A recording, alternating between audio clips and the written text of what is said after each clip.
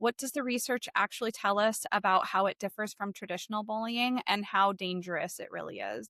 Right. Absolutely. So I think again, there's looking at, we got to think about the access to more information and, all of that we are kind of bombarded with constantly. So it does, because there have been some very big cases, right, that have gotten media attention, that have resulted in terrible, terrible tragedies of far too young. I mean, anytime it happens is a tragedy, but far too young of children, unaliving themselves and just because of cyberbullying. So I think because it's gotten that attention too, I think even myself, I actually thought it was more prevalent of a problem, I'll be honest. And then in reading this article where it said it's actually only about half as prevalent as actual traditional bullying, that was actually kind of eye opening for me. I was like, I actually thought it would be worse, and I think there's a part of it too that also makes me feel like we're still going to be seeing consequences, for sure, because, children then enter, a certain age where then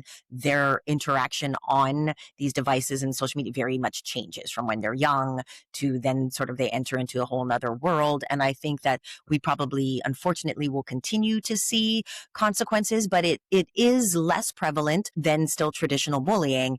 And the other thing, how it's different, obviously, you don't have physical bullying via the cyber. So it's a lot more of the, mean comments.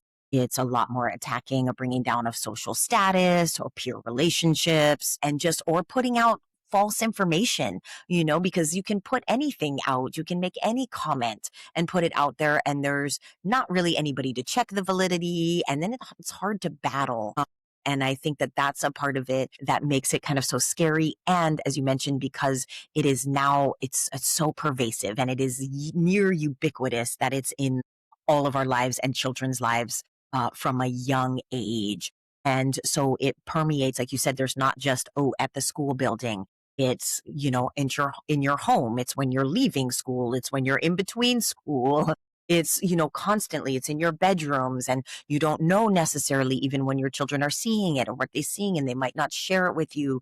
And I think all of those things can make it very scary and seem like maybe it is an even bigger problem than it actually is. But I think it's a tool. It's another tool is what they've come to find. It's just another way to bully. So it adds sort of to the bullying tool bag, if you will, as just another means and another way to sort of attack their victims. And, which is, never good. Thank you for listening to the Willow Kids podcast.